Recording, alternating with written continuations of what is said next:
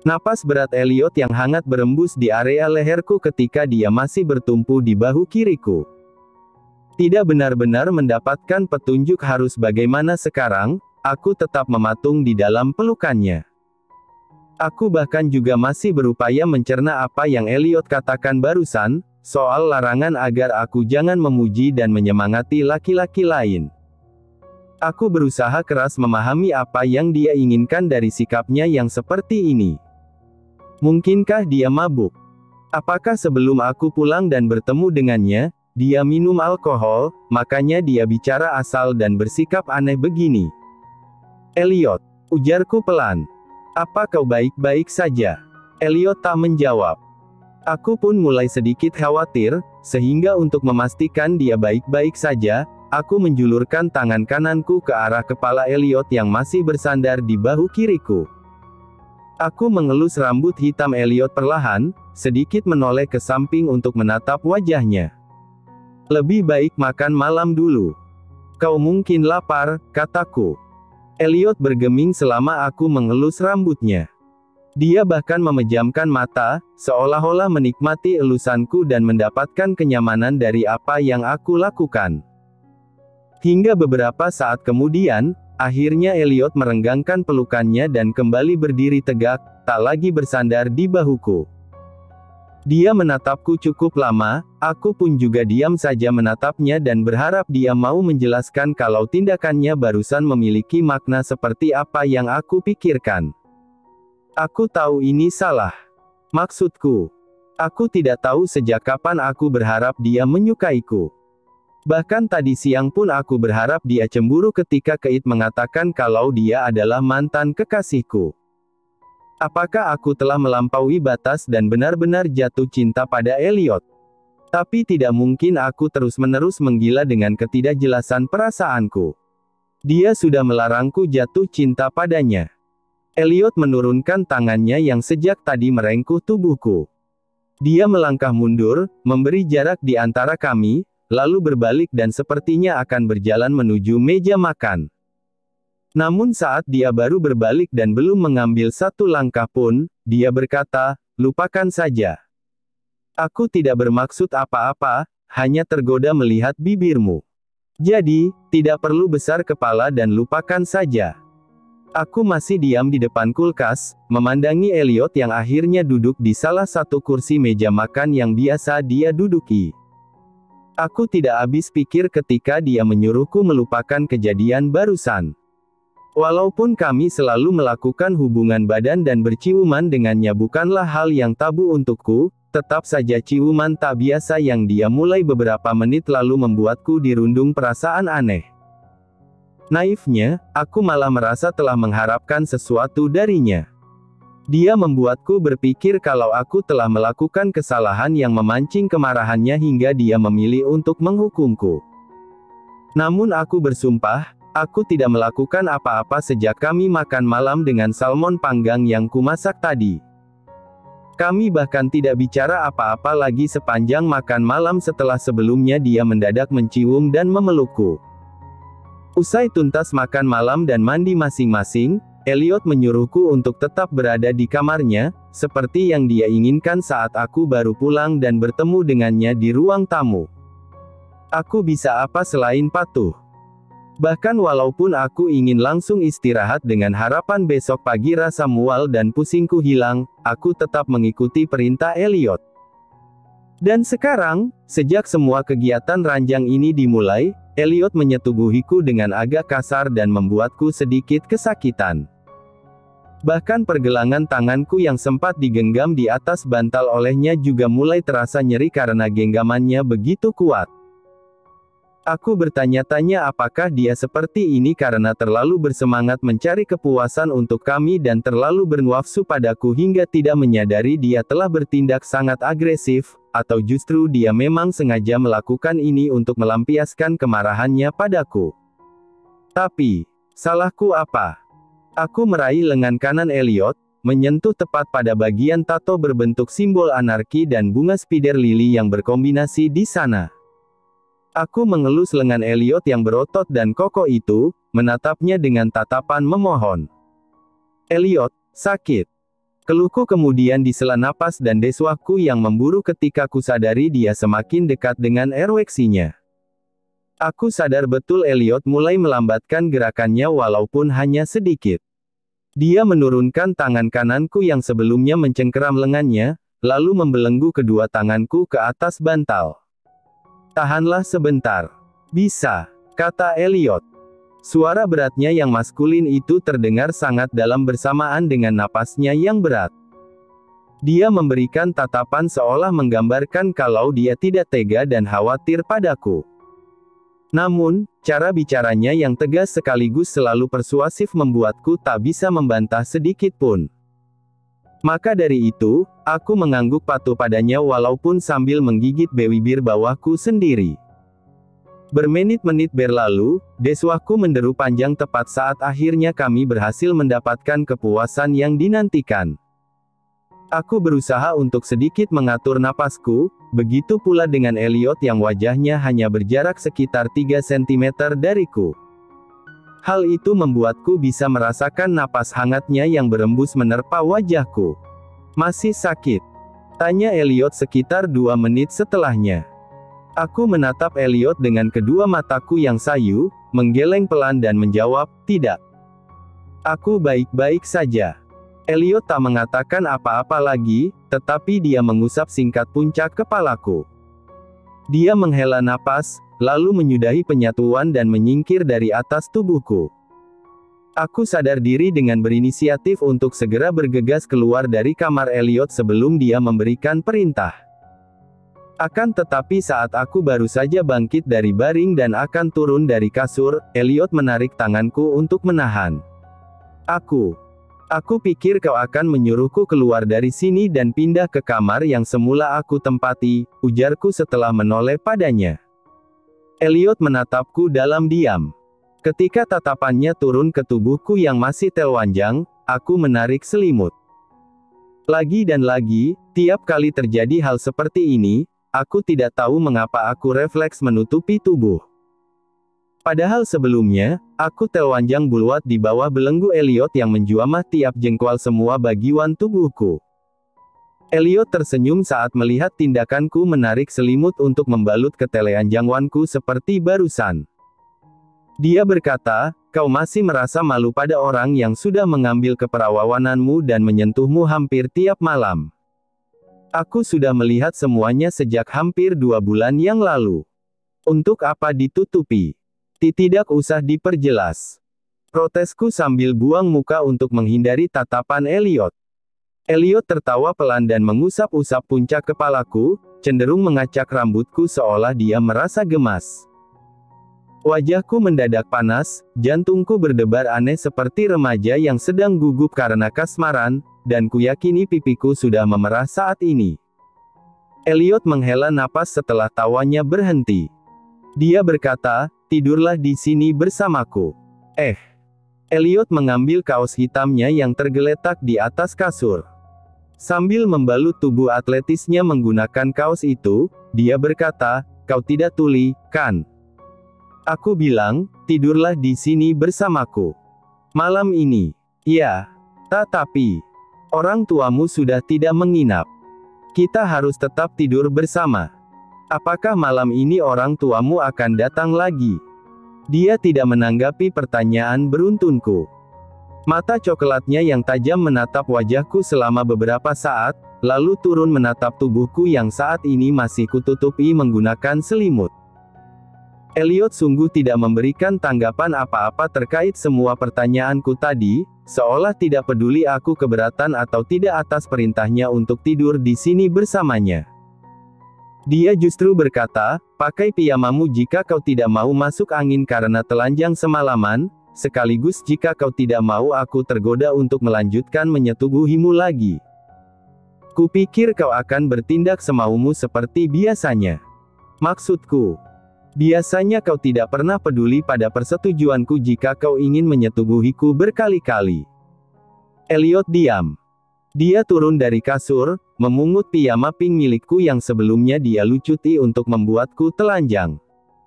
Sesaat kemudian, Elliot melempar pelan piyama itu ke arahku. Elliot seperti sudah memperhitungkan kesanggupanku untuk menangkap lemparannya, sehingga aku spontan melepaskan genggamanku pada ujung selimut dan berhasil menangkap piyama itu. Pakailah, lalu langsung tidur. Wajahmu kelihatan pucat, ujar Elliot sambil memakai celananya. Aku bergeming menandangi Elliot yang kini berjalan ke kamar mandi. Mungkin dia ingin sedikit membersihkan diri usai kegiatan bercinta kami tadi.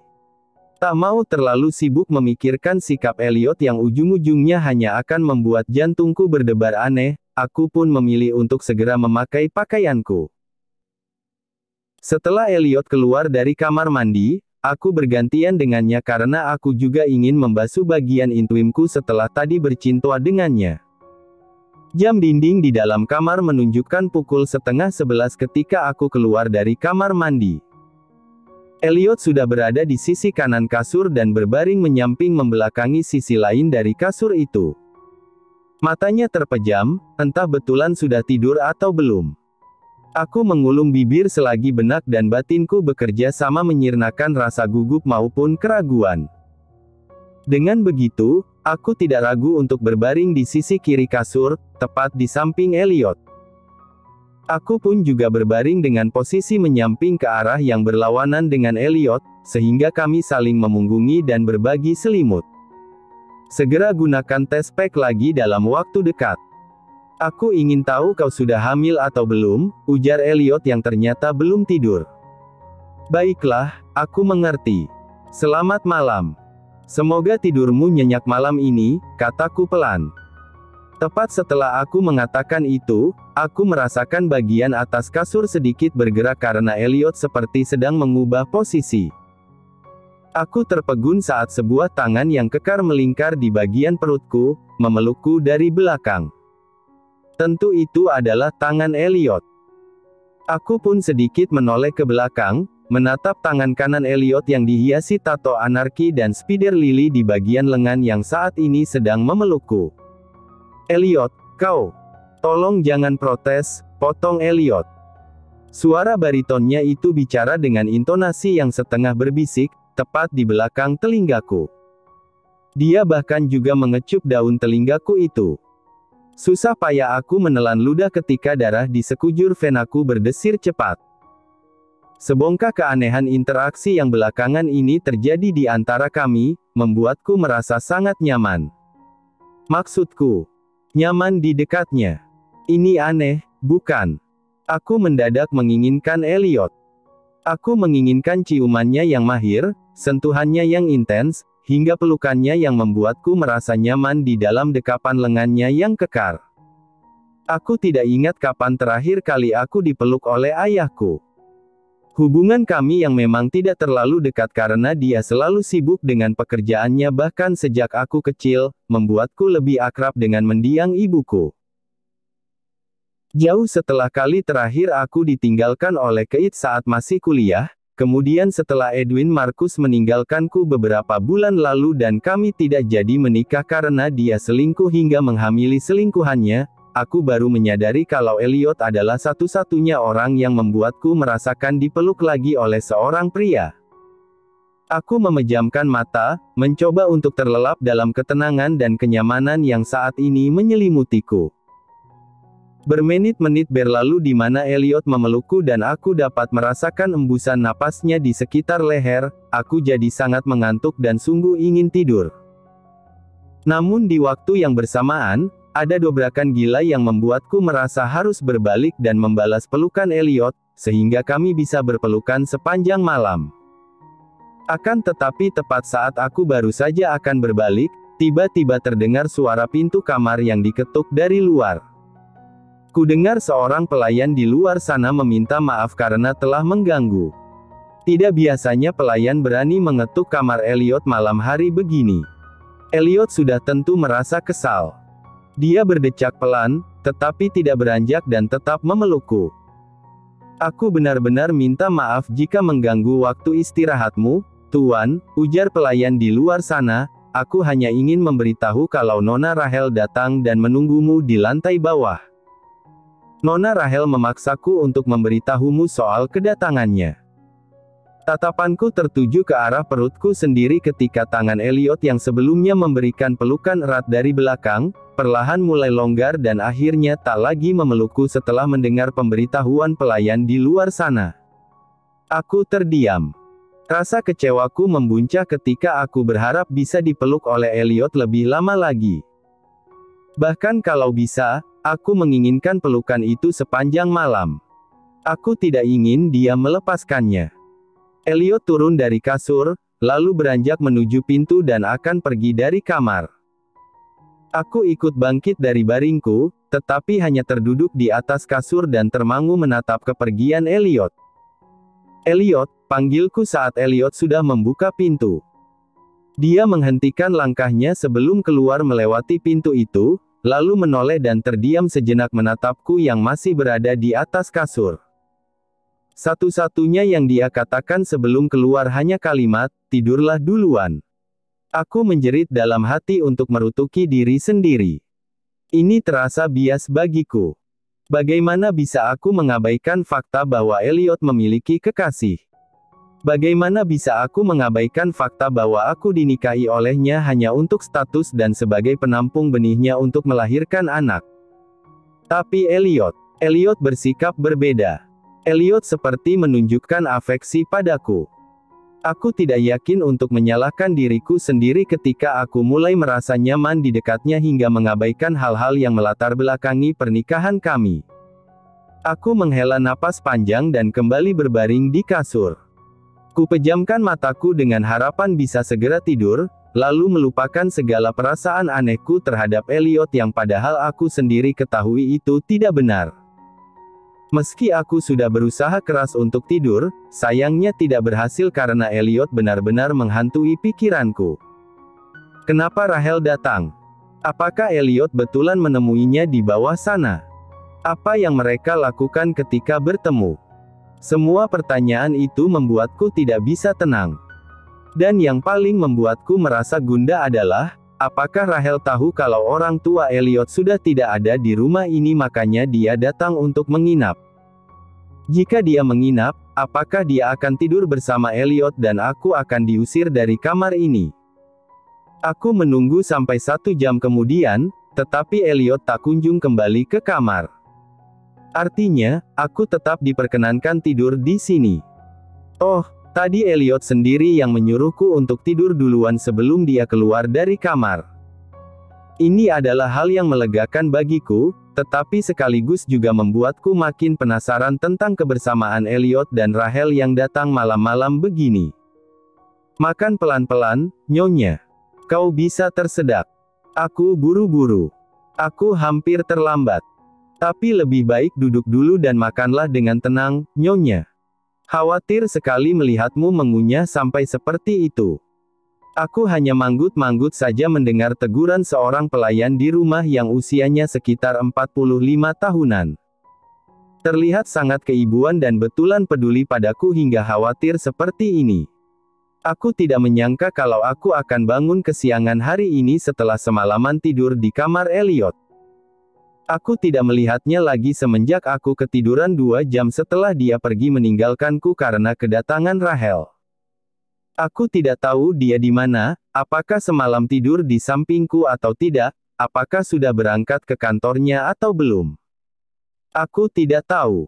Namun karena penasaran, aku pun bertanya pada pelayan. Semalam tamu Elliot menginap. Maksudmu Nona Rahel? Tidak, Nyonya. Nona Rahel diantar pulang oleh Tuan Elliot setelah mereka sempat berdebat, lalu Tuan Elliot kembali ke rumah ini sekitar pukul 1 dini hari. Aku berhenti mengunyah roti panggang berselai coklat buatan sang pelayan. Dengan mulut yang masih penuh, aku kembali bertanya, berarti Elliot tidur di kamar bersamaku semalam? Mungkin begitu, Nyonya. Aku tidak tahu pasti. Dia sudah berangkat ke kantornya, ya. Pelayan tidak menjawab. Aku asyik memakan roti panggangku dengan terburu-buru walaupun sudah hampir telat, karena memang aku adalah tipikal orang yang terbiasa sarapan, tidak bisa berangkat kerja jika tidak sarapan dulu. Pernah satu kali aku hampir pingsan karena saking lemasnya akibat terlewat makan pagi. Karena sampai 2 menit kemudian pertanyaanku tak kunjung dijawab, aku pun menoleh pada pelayan itu. Kulihat dia sedang menundukkan kepala dan berdiri dengan posisi menghadap ke arah pintu dapur. Aku heran. Jadi, aku pun bertanya lagi, Elliot sudah berangkat ke kantor. Mengapa Elliot tidak ada? Tetap tak ada jawaban. Aku pun menoleh ke arah pintu dapur juga untuk melihat apa atau siapa yang membuat pelayan itu menundukkan kepala dan tidak menjawab pertanyaanku. Aku melihat kalau ternyata Elliot lah yang berdiri di ambang pintu dapur. Dia sudah berpakaian rapi dengan setelan jas mahalnya yang membalut tubuh atletisnya, cukup menjelaskan kalau pasti dia bangun tidur jauh lebih cepat daripada aku yang kesiangan. Tapi tadi saat bangun tidur dan langsung buru-buru mandi sekaligus bersiap, aku sama sekali tak melihat Elliot di kamar. Kupikir dia sudah berangkat. Elliot berdiri dengan posisi sedikit bersandar pada pinggiran pintu. Kedua tangannya terkubur di saku celana, dan tatapannya hanya tertuju padaku. Elliot tersenyum tipis, lalu berkata, "Kau mencariku, Nona." Aku mengerjapkan kedua mataku beberapa kali ketika pandanganku beradu dengan Elliot. Dia belum berangkat rupanya. Aku pun menghela napas pelan. Setelah selesai menelan roti panggang kedua, aku memakai tas di bahuku dan melangkah menghampiri Elliot. "Kau bangun pukul berapa pagi ini?" tanyaku pada Elliot. "Tepat pukul 6. Mengapa kau tidak membangunkanku? Aku juga harus berangkat kerja pagi-pagi. Apa kau sadar kalau kau baru saja menegurku seolah memberi perintah kalau aku harus membangunkanmu?" Aku terdiam. Beberapa saat kemudian, aku menatap ke arah lain dan berkata, "Maaf, tapi maksudku bukan begitu." Elliot menegakkan posisi berdirinya. Netra coklatnya memandangiku dengan intens. Aku harus sedikit mendonggak untuk membalas tatapannya setelah dia berdiri tegak. "Tidurmu sangat nyenyak." "Aku tidak ingin mengganggu," kata Elliot kemudian. Aku mengerutkan kening karena bingung. "Kau tidak ingin mengganggu tidurku?" Dia mengangguk. "Sebegitunya kau peduli padaku, ya?" "Wow." Aku manggut-manggut sambil mengulum bibir, berusaha untuk menahan senyum. Elliot sudah pasti sadar pada apa yang sedang aku pikirkan saat ini. Dan kupikir, dia tidak terima ketika aku menyebutkan soal peduli. Maka dari itu, dia berdecak dan raut wajahnya langsung berubah sangat serius. Sebelum dia marah betulan dan kembali menunjukkan kegalakannya, aku pun lebih dulu berkata, "Aku ingin berangkat ke rumah sakit sekarang. Sampai jumpa. Semoga harimu menyenangkan." Setelah berkata begitu, aku berjalan melewati Elliot. Kusadari dia mengikuti tepat di belakangku. Aku tidak terlalu mempermasalahkan, karena mungkin dia ingin segera berangkat juga ke kantornya. Akan tetapi begitu kami sampai di teras rumah, Elliot memegang lenganku dan menahan agar aku berhenti melangkah. "Berangkat denganku," kata Elliot. "Maksudmu kau mengantarku?" "Tidak perlu. Aku bisa menyetir mobil sendiri, kok." Mata Elliot membentuk sorotan siren ke arahku, semakin menajamkan caranya menatap. Hal itu menerangkan tendensi serius, mengisyaratkan kalau dia tidak suka mendengarku melontarkan penolakan. Apakah dia selalu merasa harga dirinya jatuh tiap kali orang menolaknya bahkan meski sekadar menolak untuk hal kecil? Padahal, aku hanya tidak mau merepotkan. Namun karena memang kerap kali terbelenggu oleh segala retorika dan sikap persuasif Elliot, akhirnya aku pun mengangguk untuk manut saja padanya.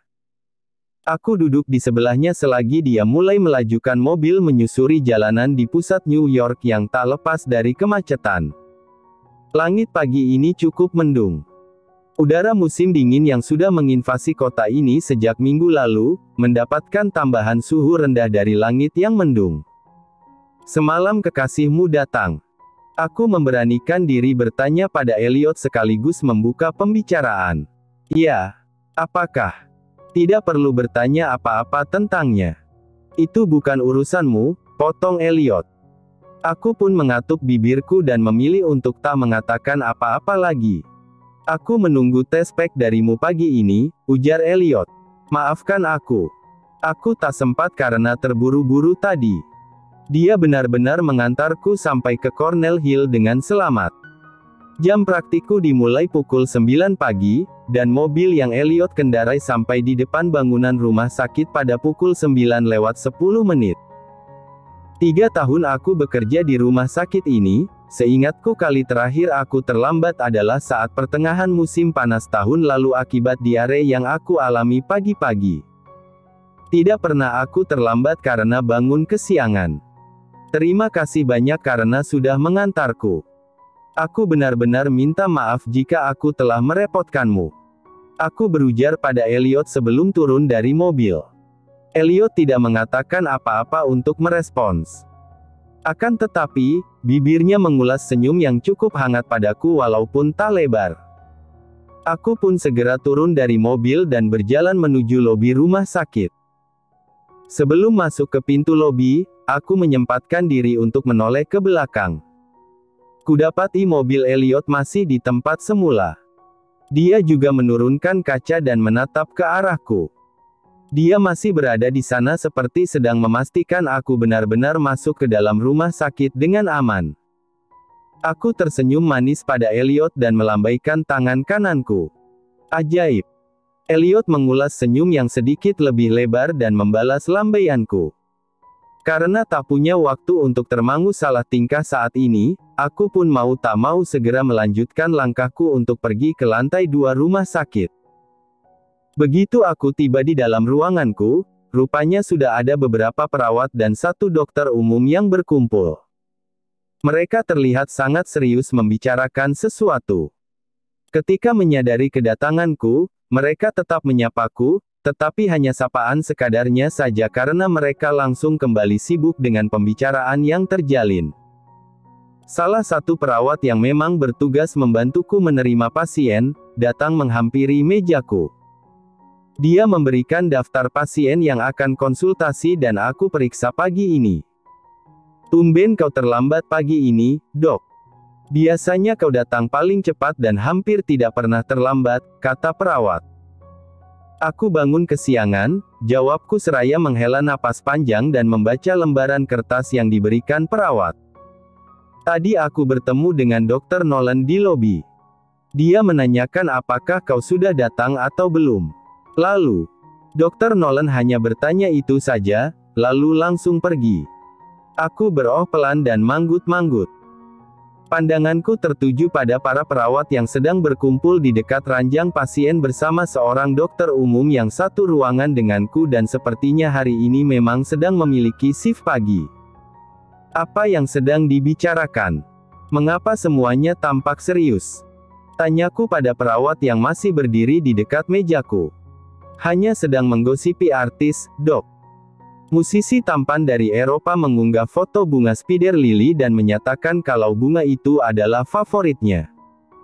Jadi, sekarang sedang ramai dibicarakan karena para penggemarnya khawatir. Memang apa yang salah dari mengunggah foto bunga? Aku mengernyit bingung. Itu adalah bunga spider lily, Dok. Kau tahu, kan? Seperti namamu. Tapi bedanya, spider lily warna merah menyala yang kelopaknya mekar indah namun seperti laba-laba. Ya, lalu. Bunga itu adalah tanda kematian. Kau tidak tahu, Dok.